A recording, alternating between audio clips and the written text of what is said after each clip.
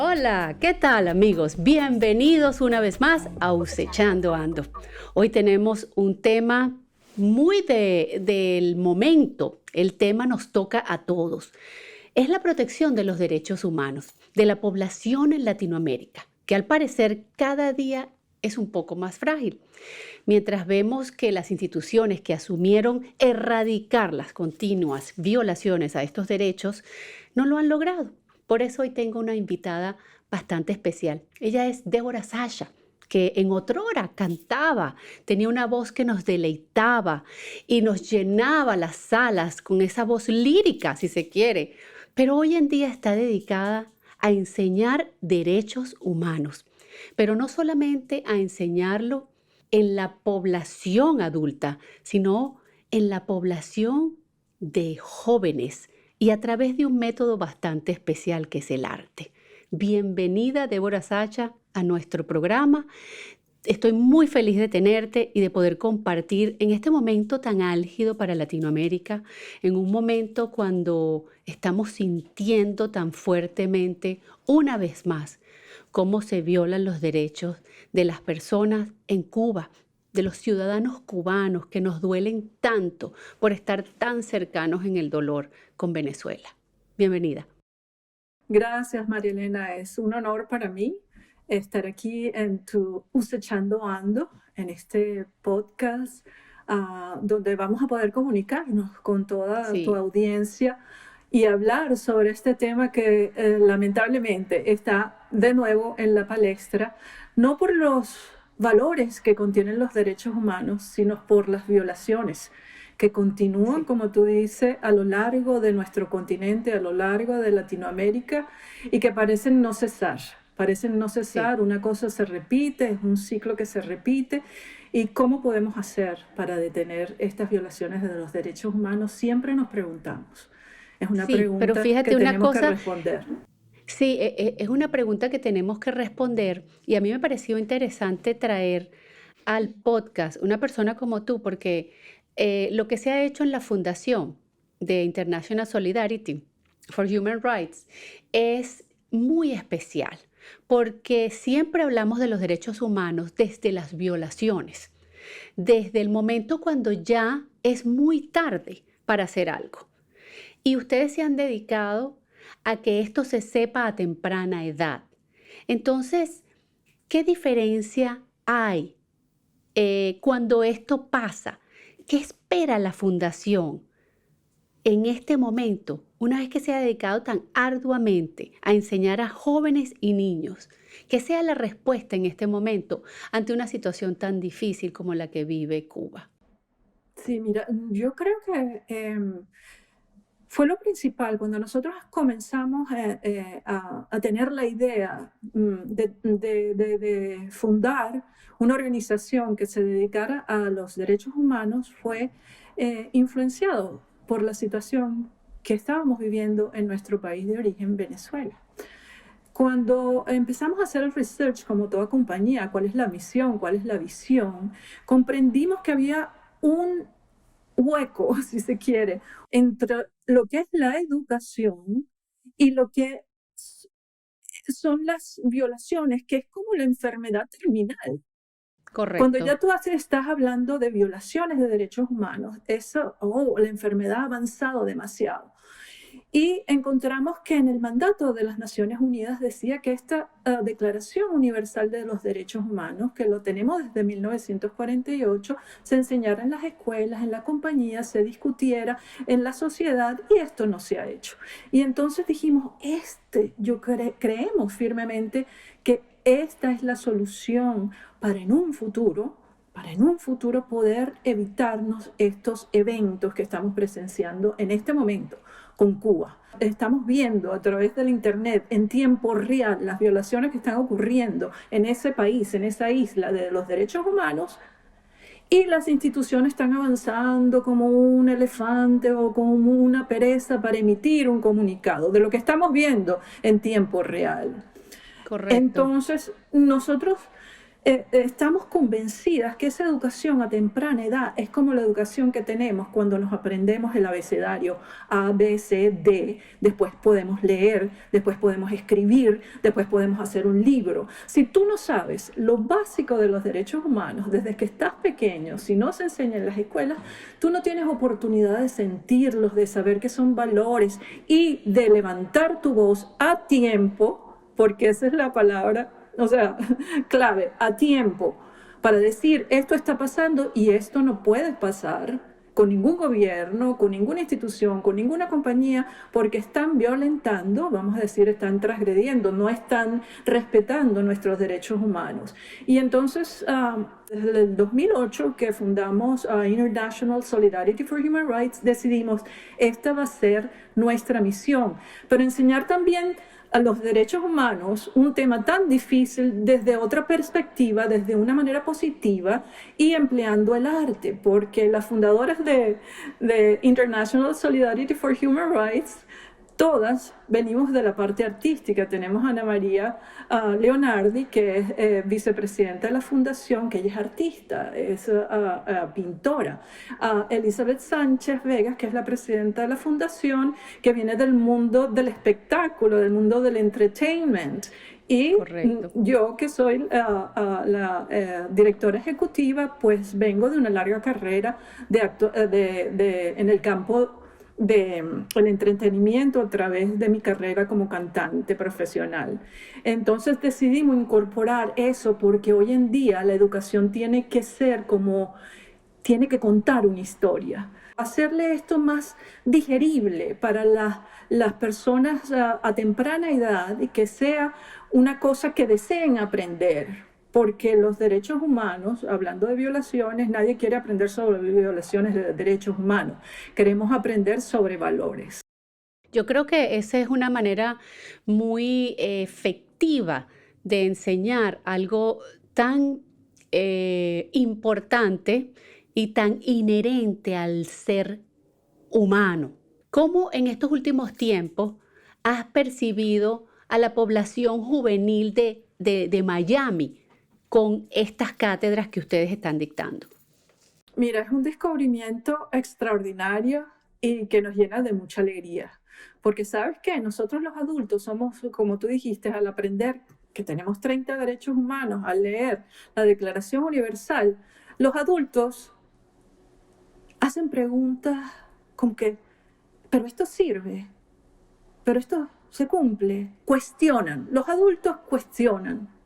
Los niños los comprenden de manera natural, como decimos ahora, de manera orgánica.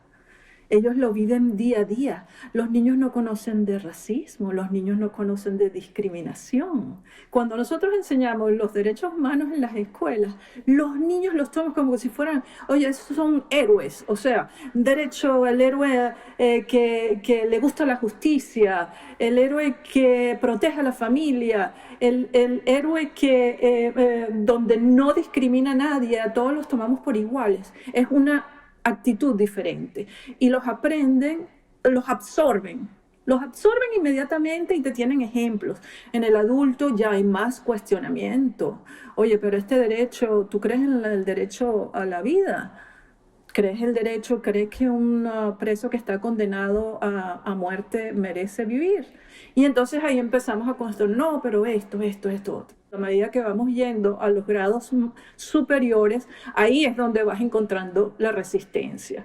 Igual como tú dices, en el Miami-Dade College son muchachos que ya han tenido una trayectoria, ya han pasado por bachillerato y es un poco más difícil llegar con este aprendizaje de los derechos humanos, pero se genera, cuando tú generas una conversación, en vez de nosotros nos vamos allá a dar una masterclass de derechos humanos. Vamos a conversar, vamos a enseñarles, pero vamos a intercambiar ideas sobre lo que está pasando, sobre lo que es su visión de los derechos humanos hoy en día, porque estamos hablando con millennials, estamos hablando con la generación Z, estamos hablando con gente joven que tiene otros intereses de los que nosotros teníamos. Y eso es lo que hemos aprendido durante estos 13 años de ir a las escuelas escuelas ir salón por salón, enseñar a estos muchachos, intercambiar ideas y nosotros mismas ir como cambiando también en el tiempo nuestra manera de enseñar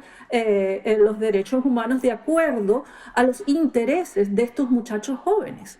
Sí. Porque ellos tienen otros intereses, tenemos que estar conscientes de esos. ¿Has podido tener conversaciones con algunos de tus alumnos sobre esta situación? Porque, bueno, la situación venezolana es terrible. La situación cubana ahorita como que nos acostumbramos en el tiempo ya, 65 años después, a que, bueno, eso es lo que pasa en Cuba.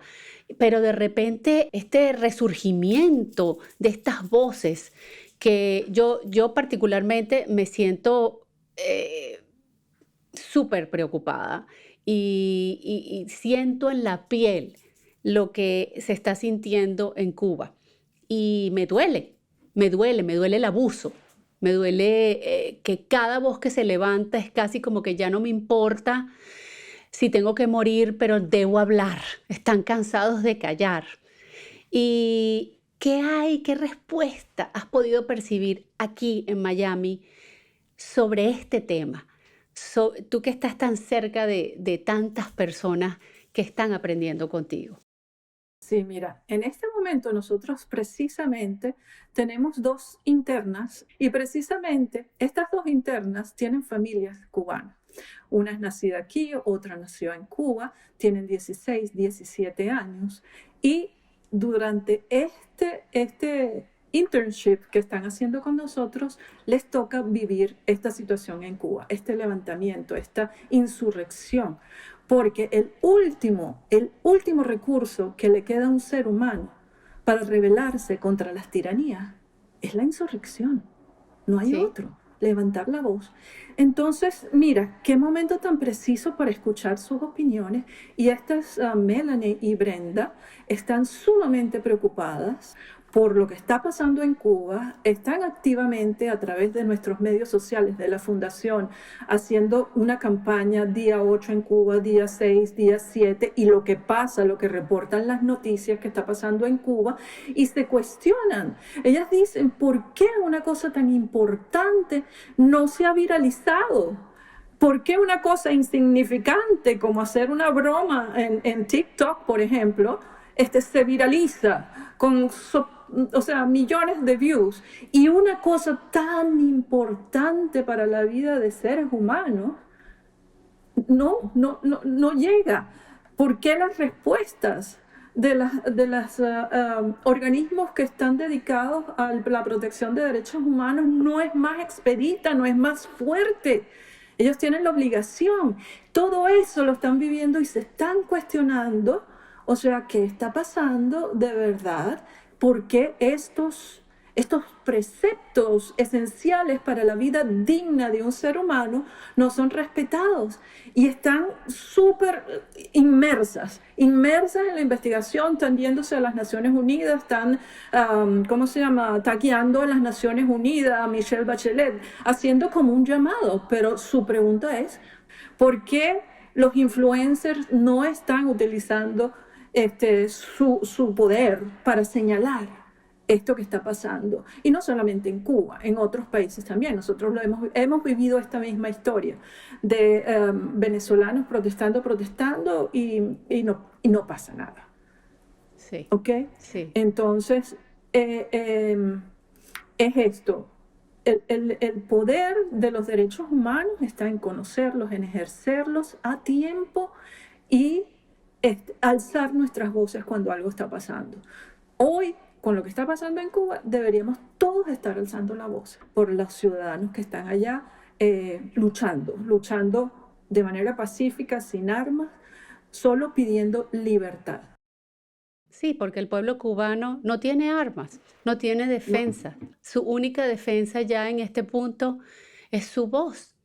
es su Es su voz. voz de aclamar libertad, de aclamar un justo tratamiento como un ciudadano digno que se merece ser y ser respetado. Y el mundo parece indiferente a esto y a nosotros los venezolanos nos hace mucho eco nos duele mucho no poder ver una acción más contundente con respecto a Cuba y ver cómo está avanzando el maltrato. avanzando y como yo siempre, o sea, en mi análisis que he hecho de la situación venezolana, de la situación cubana, es que estos regímenes totalitarios siempre emplean el arma de delay, o sea, ellos esperan que el tiempo pase. Claro, para Esperan que que la el gente se tiempo pase canse. para que todo y vuelva como a sus aguas, ¿no? Es como el mar. Pero eso no puede durar toda la vida porque los ciudadanos que están protestando no pueden protestar toda la vida y sin armas, como tú dices. Entonces tiene que Claro. haber la colaboración de una comunidad internacional que abrace en solidaridad su deseo de libertad. Y eso no pasa. Es lamentable y yo quería de alguna manera poder compartir esto con el pueblo cubano, poderles hacer llegar humildemente desde esta palestra que tengo mi solidaridad completa, el que puedo estar y siento profundamente su dolor por lo que nosotros venezolanos hemos pasado y alzo mi voz hoy contigo y hago el llamado de tener este podcast para que sepan que estamos allí y que vamos a seguir apoyándoles y estamos juntos en este camino de libertad y De de libertad, sí. solidaridad. Así es. Hablando hablando entre muchas cosas, me gustaría un poco conversar de cómo es el programa en sí de International Solidarity for Human Rights. ¿Cómo abordan esta educación? ¿De qué manera se lleva a los colegios? ¿Y qué es lo que se hace? ¿Y qué es lo lindo que ustedes tienen que se llama Class in a Box? Que aquí tengo el librito. Usted, y que me encanta porque es muy gráfico, además de que los dibujos son extraordinariamente hermosos. Y me gustaría que me hablaras un poco sobre esto. Nuestra primera incursión después que fundamos la organización fue hacer un evento grandísimo, lo queríamos grande, impactante, y nos encontramos que en ese entonces estaba celebrando los 50 años de la creación del premio Guinness. Rompieron el récord. Sí, optamos por romper un récord Guinness, que era la lectura en voz alta más larga por equipo. Tenía que ser un equipo de 6 personas, leer un texto que fuera aprobado por el Guinness, y decidimos leer solamente el texto de la Declaración Universal de Derechos Humanos. En ese entonces batimos el récord con 240 horas. 240 horas leímos la Declaración Universal de Derechos Humanos aproximadamente 1000 veces, porque se lee en 15 minutos, entonces sacamos la cuenta y batimos ese récord. Pero ese fue nuestro punto de realización de que este documento era sumamente importante, porque imagínate tú, 6 damas leyendo la declaración día y noche sin parar por 240 horas. Cada vez que me tocaba leer la declaración, yo encontraba una frase, una oración que era sumamente importante y la comprendía. Concho, esto está aquí.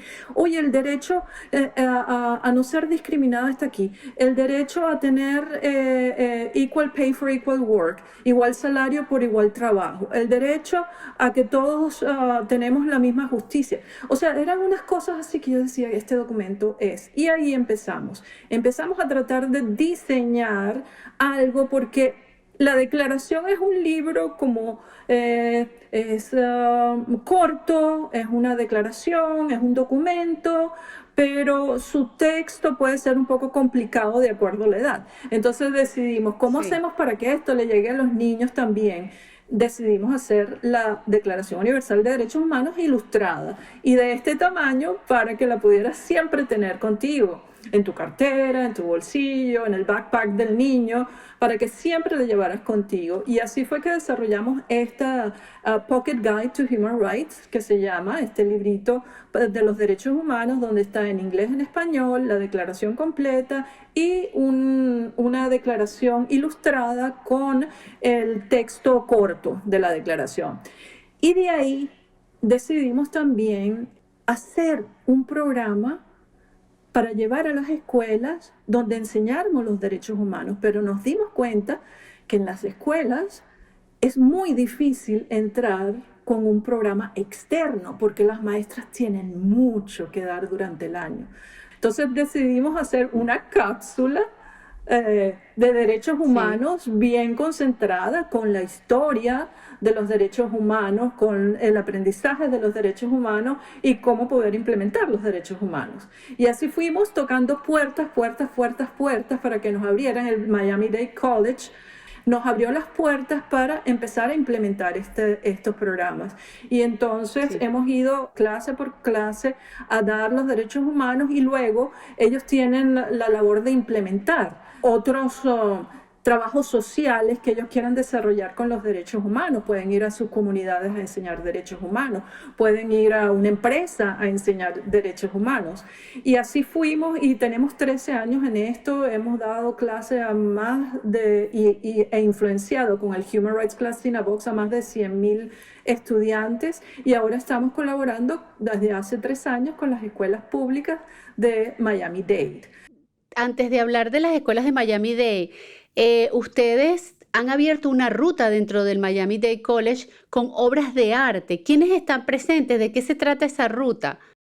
Sí, la Ruta de los Derechos Humanos es otro proyecto de la Fundación para crear lugares donde exista un derecho humano representado, cada uno de esos derechos humanos con una pieza artística de un artista que invitamos y ese artista nos dona su obra de arte para representar ese artículo y lo hemos puesto en varias campuses donde se discutan los temas de los derechos humanos a través de la contemplación de esta obra de arte que representa uno de los derechos humanos. Hemos hecho esto en 4 campuses y sí, es un proyecto, como se dice, encaminado. Todavía falta por desarrollar, pero vamos muy avanzados y en España tenemos la Ruta de los Derechos Humanos en el Camino de Santiago, que la hemos desarrollado en el Camino Primitivo. El Camino Primitivo es el camino originario donde hemos puesto 30 placas representando cada uno de los derechos humanos y a través de las 3 estaciones que están en el Camino Primitivo. Qué belleza, de verdad que han hecho una labor extraordinaria y de verdad poco a poco se escucha y se siente la fuerza y el trabajo. Yo quiero preguntarte, ¿qué le da fuerza a la Declaración Universal? Que esta sostiene la dignidad del ser humano. El artículo 1 dice que todos nacemos libres e iguales, pero nacemos libres e iguales en dignidad y derechos. Esta declaración fue creada para las personas, para los seres humanos sin distinción de raza, de origen, de opinión política, de condición social, hombre, mujer, niño, para todos los seres humanos. Así como nuestro derecho al voto es un derecho humano y es una de las cosas principales para cambiar las cosas en cada país, en los países democráticos, ¿verdad? A través del voto, nosotros cambiamos las cosas que creemos que están malas. A través del ejercicio de nuestros derechos humanos, cambiamos lo que no está bien, lo que no está digno, lo que no debe pasar en una sociedad. Y eso se hace desde el entorno más cercano, María Elena. Tú no puedes cambiar lo que está pasando en cualquier país del mundo, ¿verdad? Ay, mira, se están violando los derechos humanos allá. No, aquí mismo, en tu entorno, hay cosas que pasan que vamos a decir no que violan, pero que transgreden esa línea donde los derechos humanos son importantes. Debemos tener concientizado que en 1948 es donde empieza a existir la palabra derechos humanos. Antes no teníamos derechos humanos. Antes eran derechos naturales o derechos constitucionales. Solo después del horror de 2 guerras mundiales, donde el mundo se puso las manos en la cabeza y dijo, ¿qué pasó? ¿Qué pasó con el Holocausto? ¿Qué pasó con toda esa gente que murió por ser discriminado? Porque a mí no me gusta tu religión, o porque a mí no me gusta tu raza, o porque a mí no me gustas tú. Por eso surgió la guerra. Y después de 2 guerras mundiales, todos los países tuvieron que sentarse y decir, tenemos que hacer algo para proteger a toda la humanidad de guerras, de discriminación, de todo este horror. Surge la declaración. Se crea a raíz de 2 guerras tan horribles, devastadoras, pero pasó los derechos humanos, se lee la declaración, se genera la Declaración de los Derechos Humanos. No obstante, hemos tenido la guerra de Corea, la guerra de Vietnam, la guerra de Irán, todo lo que ha pasado en los pueblos latinoamericanos, lo que pasa con el mundo árabe y las mujeres, no cesa de suceder. ¿Qué de los deberes de las personas? Porque yo tengo mi derecho, pero alguien tiene que hacer que se cumpla el derecho. ¿Quién hace que los derechos y las normas se cumplan en tu casa? Bueno, el que ostenta el poder de la casa, la mamá y el papá. Ajá, pero todo empieza ahí. Todo empieza en esa realización, o sea, el reconocer que tú tienes un derecho y que es importante, María Elena, como te dije. Después, como tú dices, después de 1948 parece que olvidamos la declaración. O sea, y como dice el cuento, vivimos felices como perdices.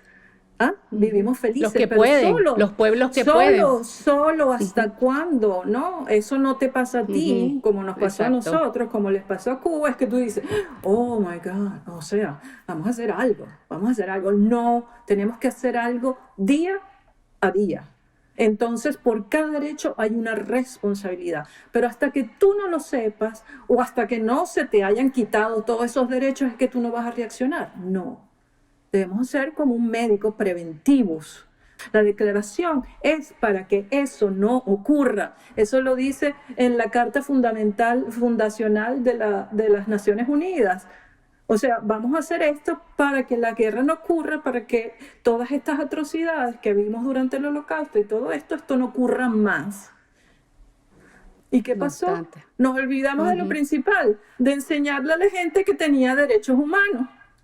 No llega. Y esta labor que ustedes están haciendo de llevarlo a los niños y de llevarlo a las escuelas, pues debería estar mucho más expandida. No obstante, no es siempre fácil porque todo le hace falta dinero para extenderse, pues porque apenas es tan pequeña la fundación y ustedes han hecho una labor extraordinaria durante 13 años, pero las voces se tienen que alzar, la gente tiene que tomar acción también, lo importante que es, sí. Porque fíjate, y esto es otra cosa, cada país tiene una constitución, ¿verdad? La constitución es importante, son las leyes por las que se rigen los países, cómo funciona un país, la constitución. Pero una vez que esa constitución es violentada, ¿qué te queda? El recurso de la Declaración de los Derechos Humanos. Ese orden social, cuando ya es violentado, entonces es muy difícil tomar el hilo y tú sabes, traerlo acá a la normalidad otra vez. Y eso es lo que pasa o lo que ha pasado en nuestros países. Y yo creo que es fundamental el conocimiento de estos derechos, de este documento tan importante y empezar a actuar. Porque no, bueno, sí, yo tengo derechos humanos, pero ¿y? Si no comienzas a actuar, si no comienzas a ejercerlos, si no comienzas a racionalizarlos y entender su importancia para la dignidad del ser humano. ¿Y crees que instituciones como la ONU, la OEA, donde, bueno, simplemente están representados todos los países y al final desde allí se declara esta Carta Magna Universal, ¿Qué pasa con estas Han organizaciones? pasado 73 años desde la creación de las Naciones Unidas y como todo hay que renovarse. Hoy en día estamos viendo en tiempo real a través de las redes sociales lo que pasa a la gente, lo que le está pasando a la gente. Y no reaccionan con la misma rapidez. Parece que en las Naciones Unidas nadie tiene Twitter, ni TikTok, ni emplea los medios sociales. Probablemente que no lo saben utilizar. Bueno, Probablemente tienen a alguien utilizándolo. eso es una Pero eso es lo discusión que... política tremenda porque para algunas cosas reaccionan inmediatamente, pero para otras cosas no reaccionan. No pueden seguir las mismas Sí, cabezas sobre tantos años en las mismas posiciones porque al fin y al cabo no se refresca y no se no vienen las nuevas refresca. ideas, ¿no? Y la No, gente que tiene maneras y diferentes de no ver las cosas. vale, no vale nada crear nuevos objetivos, los objetivos del milenio, los objetivos que son los mismos objetivos de la Declaración Universal de Derechos Humanos, pero con Sí. otro nombre. Ahora, desde la fundación, ¿cuál es tu mensaje? ¿Qué quieres transmitir? El mensaje principal es que hay mucho por hacer, mucho por aprender. Fíjate, nuestras internas, siempre le enseñamos en nuestras clases a todo el mundo que nada más un 1% de un 5% que conoce la declaración sabe de derechos humanos o ha leído la declaración o sabe cuántos son los derechos humanos. Les dijimos a las internas, ustedes nos van a hacer 30 entrevistas cada una y le van a preguntar a la gente, uno, si sabe cuántos son los derechos humanos. Dos, si sabe qué es la Declaración de Derechos Humanos. Tres, si puede mencionar más de 5 derechos humanos. Y cuatro, ¿para qué sirven los derechos humanos? Se han quedado ellas asombradas de entender, como nosotros entendimos hace 13 años, que nadie les puede dar respuesta a esas preguntas tan simples. Tan Y hablamos elementales. de y hablamos de derechos humanos, hacemos discursos de derechos humanos, estamos protestando por los derechos humanos, pero en realidad no sabemos. Tomamos la misión de enseñar sobre los derechos humanos y hay mucho por hacer y nuestra vida y nuestra pasión en este momento, porque no se puede hacer nada sin pasión y sin convicción, y nosotros estamos convencidas y estamos apasionadas. Para nosotros esto no es un trabajo, para nosotros esto es una satisfacción poder sembrar la idea y la cultura de los derechos humanos paso a paso, semilla a semilla. Ese es mi mensaje para todos tus oyentes. Y quiero felicitarte, antes de irnos, quiero felicitarte por esta nueva iniciativa tuya, por este... Te extrañábamos muchísimo, te extrañábamos muchísimo. Eres una periodista, una emprendedora excelente y te auguro mucho éxito en esta nueva etapa de tu carrera, exitosa carrera profesional. Gracias, muchas gracias, Débora. De verdad, esto es algo que hago con mucha pasión y que lo hago por eso, por el amor que tengo al poder traer a los oyentes temas variados, temas de entretenimiento, pero que también toquen los corazones, pero temas que tengan también fundamentos para la discusión y que se pongan allá afuera nuevamente los temas para filosóficamente nuevamente hablar Ujú. y discutir qué mundo queremos. ¿Qué mundo queremos? ¿Cómo lo queremos hacer mejor?